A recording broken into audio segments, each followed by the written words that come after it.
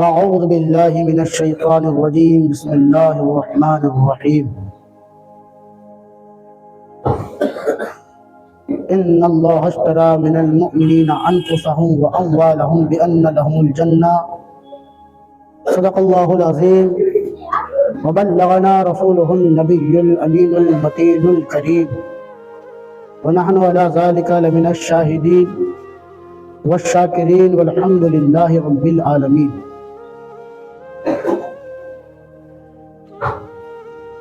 حضرات محترم، خطبے کے بعد میں نے جس آیت مبارکہ کی تلاوت کا شرف حاصل کیا، میرا پروردگار عالم ارشاد فرماتا ہے کہ ہم نے مومنوں کی جان کو اور مال کو خرید لیا۔ ان اللہ اشترى من المؤمنین انفسهم واموالهم، اس کے بدلے بأن لهم الجنہ، اللہ نے مومنوں کی جان کو مال کو خریدا جنت کے بدلے۔ اب آپ سے ایک سوال ہے کہ جان کس نے دی آپ کو؟ نہیں پتا آپ کو؟ پتا تو ہوگا نا، آپ نہیں تھے سروئے زمین میں آئے تو کس کے حکم سے آئے؟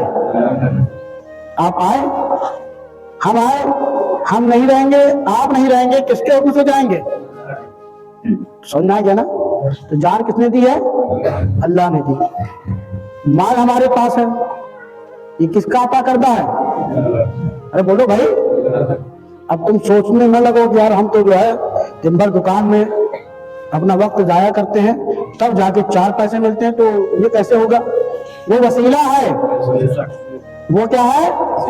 وسیلہ ہے، لیکن اصل میں دینے والا رب کائنات ہے۔ بغیر وسیلے کے تو آپ چھت پہ نہیں چڑھ جاتے، اس میں بھی آپ کو سیڑھیاں لگانی پڑتی ہیں۔ تو مال کھانا پینا بغیر وسیلے کے کیسے؟ اور ہم تو وسیلے والے ہیں، یہاں بھی وسیلہ تلاش کریں گے، انشاءاللہ قیامت میں بھی ہمیں وسیلہ وہاں تک پہنچائے گا، جنت تک ہم کو وسیلہ لے کر جائے گا۔ کہیں غوث اعظم کا وسیلہ ہوگا، کہیں غریب نواز کا وسیلہ ہوگا، کہیں محبوب الہی کا وسیلہ ہوگا، کہیں میرے آقا کا وسیلہ ہوگا، اور سارے وسیلوں کا سردار وسیلہ مصطفیٰ ہوگا۔ ان کے جو غلام ہو گئے وقت کے امام ہو گئے، جتنے ہمارے امام ہیں نبی کی غلامی نے ان کو امام بنایا ہے۔ ہمارے امام غوث اعظم، ہمارے امام غریب نواز، ہمارے امام صابر پاک، یہ سب امام ہیں کیونکہ انہوں نے مصطفیٰ کی غلامی اختیار کری ہے۔ تو مال کس نے دیا؟ اللہ نے وسیلہ بنایا۔ تو اگر کوئی ہم کو کچھ دے حاجی صاحب اور وہ لے لے تو کوئی شکوہ نہیں ہونا چاہیے، جس نے دیا تھا اس نے لے لیا، اور اگر دینے والے نے دیا تھا اور لے لیا تو بھی کوئی بات نہیں، اور اگر اس کو کسی کے بدلے لے یہ تو اور بڑی بات ہے۔ اللہ نے دیا لے لیا، لیکن اللہ کیا فرما رہا ہے کہ ہم نے مومنوں کی جان اور مال کو لیا، خریدا جنت کے بدلے۔ دیا اللہ نے ہے لیکن جنت کے بدلے لے رہا ہے۔ مطلب کیا ہے؟ مطلب یہ ہے کہ اس زندگی کو اپنی مرضی سے نہیں گزارنا ہے بلکہ رب کی مرضی سے گزارنا ہے۔ یہ مال جو ہم نے کمایا ہے اپنی مرضی سے خرچہ نہیں کرنا ہے، رب کی مرضی سے خرچ کرنا ہے۔ جو راستے حلال ہیں، جو راستے صحیح ہیں، یہاں مال کو خرچ کرنا ہے۔ زندگی کو ایسے ہی کہیں نہیں لگا دینا کہ فلانے لوگ ایسا کر رہے ہیں تو ہم بھی اسی کے ساتھ ایسے ہی لگ جائیں۔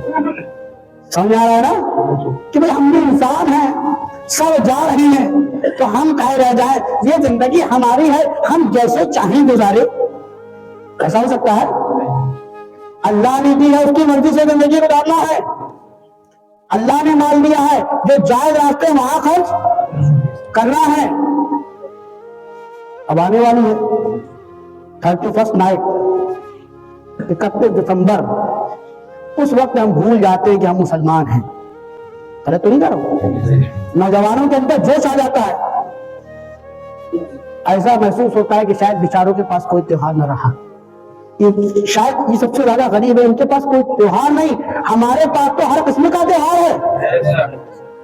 त्योहार सबसे ज्यादा हमारे पास है, और अदब के दायरे में ये कौन सा त्योहार मनाया जा रहा है जिसमें हराम को हलाल समझा जा रहा है? भाई आप बताइए 31 दिसंबर को क्या होता है? कोई कुरान खानी होती है? कोई नातिया खानी होती है? जो लोग जाते हैं मुसलमान ईसाइयों के तरीके पर जाते हैं तो वहां क्या करते हैं? नाचते, गाते हैं, झूमते हैं, जानते हैं, और आगे बढ़ जाइए हराम कारी में मुब्तला हो जाते हैं।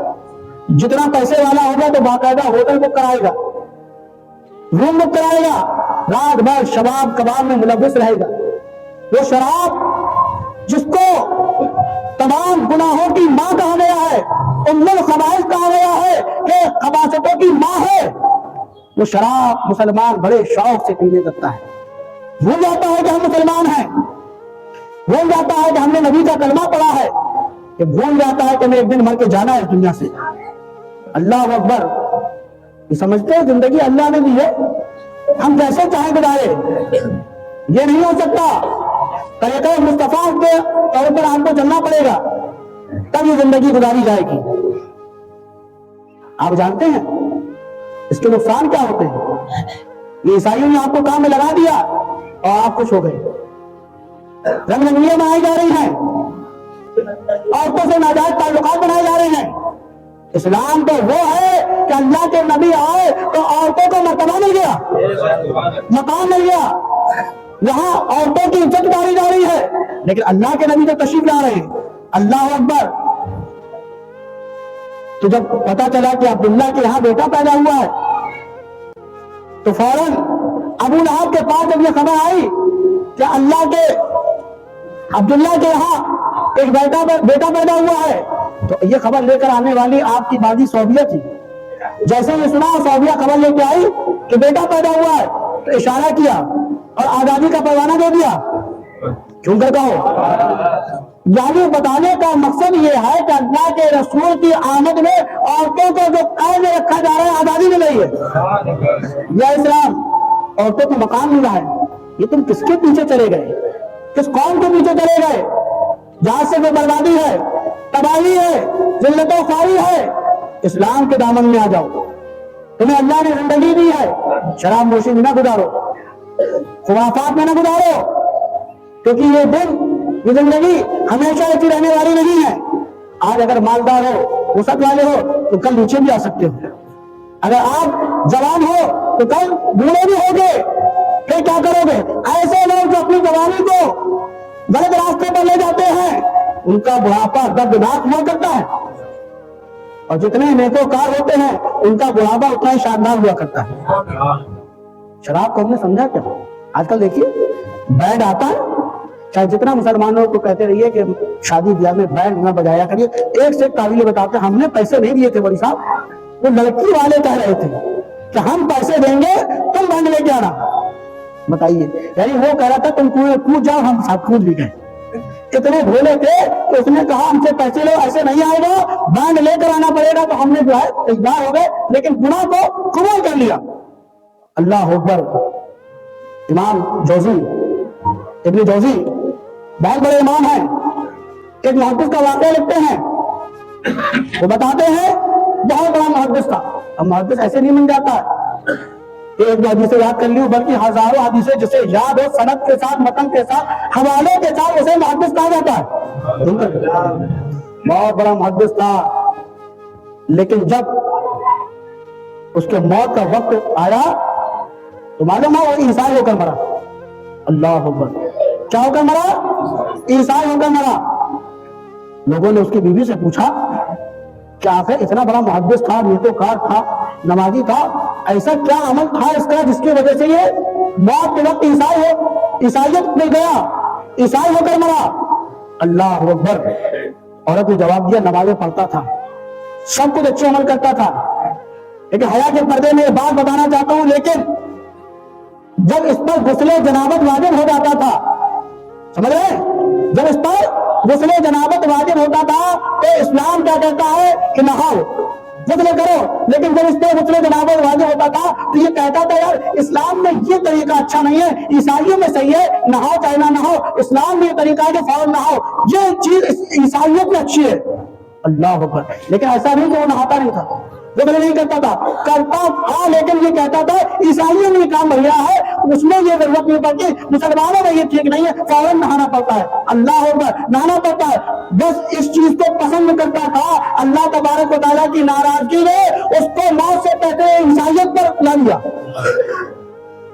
صرف کیا کرتا تھا, عیسائی کی ایک تعریف کرتا تھا, کمپیریزن کرتا تھا کہ مسلمانوں میں سب کچھ صحیح ہے, یہ ٹھیک نہیں ہے, عیسائی میں یہ خراب ہے, یہ اچھا ہے.